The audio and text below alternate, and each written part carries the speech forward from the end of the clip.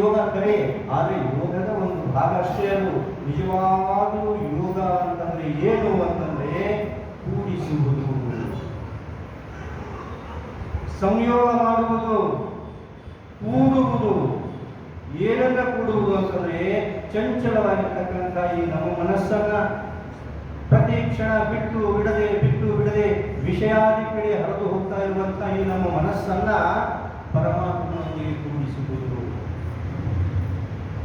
ಪ್ರತಿ ಕ್ಷಣ ನಾವು ಏನ್ ಮಾಡ್ತೀವಿ ಅಂತಂದ್ರೆ, ಪ್ರತಿ ಕ್ಷಣ ಪ್ರತಿದಿನ ನಾವು ಹೆಂಗ್ ಬದುಕ್ತಾ ಇದ್ದೀವಿ ಅಂತಂದ್ರೆ ವಿಷಯಗಳ ಕಡೆಗೆ ನಮ್ಮ ಮನಸ್ಸನ್ನು ಹರಿಸ್ತೀವಿ. ಶಬ್ದ, ಸ್ಪರ್ಶ, ರೂಪ, ರಸ, ಗಂಧ, ಒಳ್ಳೆ ಶಬ್ದಗಳನ್ನು ಕೇಳುವುದಕ್ಕಾಗಿ, ಒಳ್ಳೆ ವಸ್ತುಗಳನ್ನು ಮುಟ್ಟುವುದಕ್ಕಾಗಿ, ಒಳ್ಳೆ ರೂಪಗಳನ್ನು ನೋಡುವುದಕ್ಕಾಗಿ, ಒಳ್ಳೆ ಆಹಾರಗಳನ್ನು ಸವಿಯುವುದಕ್ಕಾಗಿ, ಒಳ್ಳೆ ವಾಸನೆಗಳನ್ನು ಧ್ಯಾನಿಸುವುದಕ್ಕಾಗಿ, ಹೀಗೆ ವಿಷಯಗಳ ಮಧ್ಯೆ ವಿಷಯಗಳಿಗಾಗಿಯೇ ಈಗ ನಮ್ಮ ಬದುಕನ್ನು ಮುಳುಗಿಸಿ ಈ ಬದುಕಿನಿಂದ ಒಂದಿನ ಹೀಗೆ ಹೋಗಿಬಿಡ್ತೀವಲ್ಲ, ಭೋಗ ಜೀವನ ಭೋಗಿಯಾಗಿ ಹೋಗ್ತೀವಿ ನಾವು ಅಷ್ಟೇ.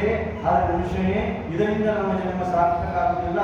ಜ್ಞಾನಿಗಳು ಏನು ಹೇಳ್ತಾ ಇದ್ದಾರೆ ಅಂತಂದ್ರೆ ಯೋಗಿಯಾಗಿ ಬದುಕು. ಎಲ್ಲಿ ನಾನು ಈ ಯೋಗವನ್ನು ಎಲ್ಲಿ ಮಾಡಿದೆ, ಯಾರು ಮಾಡಿದೆ ಅಂತಂದ್ರೆ ಎಂದರೆ ಈ ವಿಷಯಗಳಿಗೆ ಅಂಟಿಕೊಂಡು ಬಿಟ್ಟಿದ್ದಲ್ಲ, ವಿಷಯಗಳಿಗಾಗಿಯೇ ನಿನ್ನ ಮನಸ್ಸು ತುಂಬೆಲ್ಲ ವಿಷಯಗಳೇ ತುಂಬಿಕೊಂಡು ಬಿಟ್ಟವಲ್ಲ, ಆ ವಿಷಯಗಳನ್ನು ಸ್ವಲ್ಪ ಸರಿಸಿ ಪರಮಾತ್ಮನ ನಾಮವನ್ನು ತುಂಬು, ಭಗವಂತನ ಸ್ಮರಣೆಯನ್ನು ತುಂಬುವ ಆ ಮನಸ್ಸಿನಲ್ಲಿ. ಪ್ರಪಂಚದ ಗತಿಯನ್ನು ಮಾಡಿಬಿಟ್ಟ ನಂತರ ನಾವು ಯೋಚನೆ ಮಾಡ್ತೀವಿ, ಮನುಷ್ಯನೇ ಈ ಬದುಕು ಹೇಗದ ಅಂತಂದ್ರೆ ಎಲ್ಲವೂ ನಿರ್ಣಯಿಸಲ್ಪಟ್ಟು ಬಿಟ್ಟದ. ನಾವು ಏನೆಲ್ಲ ಶ್ರಮಪಟ್ಟು ಏನೆಲ್ಲ ಮಾಡಿ ನಮ್ಮ ಬದುಕನ್ನು ಆಗ ರೂಪಿಸಬೇಕು, ಹೀಗೆ ರೂಪಿಸಬೇಕು ಅಂತ ನಾವು ಪ್ರಯತ್ನಿಸ್ತೀವಿ. ಹುಚ್ಚುತನ ನಮ್ಮದು. ಯಾಕೆ? ನಿರ್ಣಯ ಆಗಿದೆ ನಮ್ಮ ಬದುಕು. ಅಕ್ಕನವರ ಶಬ್ದದಲ್ಲಿ ಹೇಳಬೇಕಾದ್ರೆ ಡ್ರಾಮಾ, ಇದೊಂದು ನಾಟಕ. ಈ ನಾಟಕದಲ್ಲಿ ಎಲ್ಲಾ ಪಾತ್ರಗಳು ಮೊದಲೇ ನಿರ್ಣಯ ಆಗಿಬಿಟ್ಟಾವ, ಸ್ಕ್ರಿಪ್ಟ್ಗಳು ಮೊದಲೇ ಬರೆಯಲ್ಪಟ್ಟು ಬಿಟ್ಟಾವ. ನಾವು ಯಾರ್ಯಾರು ಏನೇನು ಮಾಡಬೇಕು, ಹೆಂಗೆಂಗೆ ಮಾಡಬೇಕು, ಯಾವ್ಯಾವ ಕಾಲಕ್ಕೆ ಏನೇನಾಗಬೇಕು, ಏನೇನಾಗಬಾರ್ದು ಎಲ್ಲವೂ ನಿರ್ಣಯಿಸಲ್ಪಟ್ಟು ಬಿಟ್ಟಾಗ ನಾವು ಸುಮ್ಮನೆ ಪಾತ್ರಧಾರಿಗಳಿಗಾಗಿ ಬದುಕಬೇಕಾಗಿದ್ದಷ್ಟೇ. ಹಾಗಾಗಿ ಮನುಷ್ಯನೇ ನಿನ್ನ ವ್ಯವಹಾರಿಕ ಬದುಕಿನ ಬಗ್ಗೆ ನೀನು ಚಿಂತೆ ಮಾಡಕ್ಕೆ ಹೋಗಬೇಡ. ನಿನ್ನ ಕೆಲಸ ಏನಾದರೂ ಇತ್ತು ಅಂತಂದ್ರೆ ಪರಮಾತ್ಮನ ಕಡೆ ನಿನ್ನ ಮನಸ್ಸನ್ನು ಕೊಡು. ವಿಷಯಗಳಿಗೆ ಕೊಡುವಂತಹ ನಿನ್ನ ಮನಸ್ಸು, ವಿಷಯಗಳನ್ನೇ ತುಂಬಿಕೊಂಡಿರುವಂತಹ ನಿನ್ನ ಮನಸ್ಸನ್ನ ಈಗ ಏನು ಮಾಡುವ ಅಂತಂದ್ರೆ ಆ ವಿಷಯಗಳನ್ನು ಸ್ವಲ್ಪ ಸರಸು.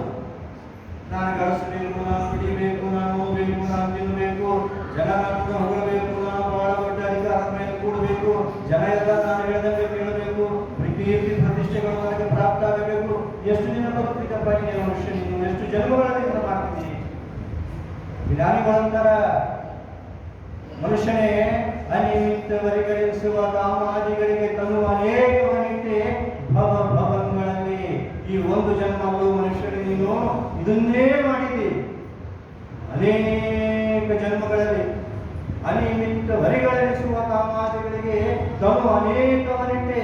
ಈ ಶಬ್ದ, ಸ್ಪರ್ಶ, ರೂಪ, ರಸ, ಗಂಧ, ನಾನು ನೋಡಬೇಕು, ತಿನ್ನಬೇಕು, ನೆನಬೇಕು, ದುಡಿಬೇಕು, ಗಳಿಸ್ಬೇಕು ಅಂತ ಈ ವಿಷಯ ವಸ್ತುಗಳಿಗಾಗಿ ಅನೇಕ ಜನ್ಮಗಳು ನಮ್ಮೆಲ್ಲರೂ, ನಮ್ಮ ಪ್ರತಿ ಒಬ್ಬೊಬ್ಬರ ಜನ್ಮಗಳು ಹೋಗಿಬಿಟ್ಟವ. ಇದರ ಸಲುವಾಗಿ ಎಷ್ಟು ಸಲ ಹೋಗ್ಯಾವಂದ್ರೆ ಅದೇ ಶರಣರು, ಅದೇ ಜ್ಞಾನಿಗಳು ಮತ್ತೊಂದು ಕಡೆ ಅಂತರ ಧರೆಯನ್ನೆಲ್ಲವ ಸಣ್ಣಗೆ ಕುಟ್ಟಿ ಪೂಡಿ ಮಾಡಿಬಿಡ್ತಾರೆ. ಈ ಇಡೀ ಭೂಮಿಯನ್ನ ಕುಟ್ಟಿ ಈಗ ಒಂದು ಸಲ ಮೇಲೆ ಕೂಡಿ ಬಿಟ್ರೆ ಎಷ್ಟು ಗಣಗಳಾಗ್ತಾವಲ್ಲ. ಧರೆಯನ್ನೆಲ್ಲವ ಸಣ್ಣಿಸಿ ಪೂಡಿ ಮಾಡದ ಪರಮಾಣುಗಳಿಗೆ ತೆಗೆದು ದೇಹವನ್ನು ಕೊಟ್ಟು ಸ್ವಲ್ಪ ವಿಚಾರ ಮಾಡಬೇಕಾದ್ರೆ ನಾವು ಮನುಷ್ಯನೇ ಈಗೇನು ನಾವು ಈ ಶರೀರ ತಗೊಂಡು ಬಂದಿವಲ್ಲ, ಇದು ಒಂದು ಶರೀರ ನಮಗೆ ಖಾಯಮಲ್ಲ. ಇಂಥವು 100 ಲಕ್ಷ ಲಕ್ಷ ಕೋಟಿ ಕೋಟಿ ಶರೀರಗಳು ಹೋಗಿಬಿಟ್ಟವ. ಆ ಎಲ್ಲ ಶರೀರಗಳಲ್ಲಿ ಅನೇಕ ಶರೀರಗಳಲ್ಲಿ ನಾವು ಕ್ರಿಮಿಗಳಾಗೀವಿ, ಕೀಟಗಳಾಗೀವಿ, ಪಶುಗಳಾಗೀವಿ, ಪಕ್ಷಿಗಳಾಗೀವಿ. ಎಲ್ಲವನ್ನು ಆಗಿ ಆಗಿ ಆಗಿ ಆಗಿ ಆ ಎಲ್ಲ ಜನ್ಮದಲ್ಲಿಯೂ ನಾವು ಅದನ್ನೇ ಮಾಡೀವಿ. ಈಗಾದರೂ ಮನುಷ್ಯನೇ ಯೋಗಿಯಾಗ ಭೋಗದ ಜೀವನ ಸಾಕು. ಎಷ್ಟು ಜನ್ಮಗಳು ಹೀಗೆ ಬೆಳೀತಿದ್ದೀನಿ ನೀನು ಭೋಗಕ್ಕಾಗಿ. ಯೋಗಿಯಾಗಿ ಬದುಕು ಮನುಷ್ಯನೇ. ಆದರೆ ಅಷ್ಟು ಸುಲಭ ಅಲ್ಲ ಈ ಮನಸ್ಸು. ಈ ವಸ್ತು ವಿಷಯಗಳಿಗೆ ಅಂಟಿಕೊಂಡಿರ್ತಕ್ಕಂಥ ಮನಸ್ಸು ಸುಮ್ಮನೆ ಈಗ ಹಿಂದಕ್ಕೆ ಸರಿಸೋದು ಅಥವಾ ಆ ಎಲ್ಲ ಮನಸ್ಸನ್ನ ವಿಷಯಗಳಿಂದ ತುಂಬಿರ್ತಕ್ಕಂಥ ಮನಸ್ಸನ್ನ ಖಾಲಿ ಮಾಡಿ ಅದರಲ್ಲಿ ಏನಾದರೂ ಬೇರೆ ತುಂಬೋದು ಅಷ್ಟು ಸುಲಭದ ಮಾತಲ್ಲ. ಅಷ್ಟು ಸುಲಭ, ನಾವು ಹೇಳುವಷ್ಟು ಸುಲಭದ ಮಾತಲ್ಲ ಅದು, ಅಲ್ಲವೇ ಅಲ್ಲ. Detachment from the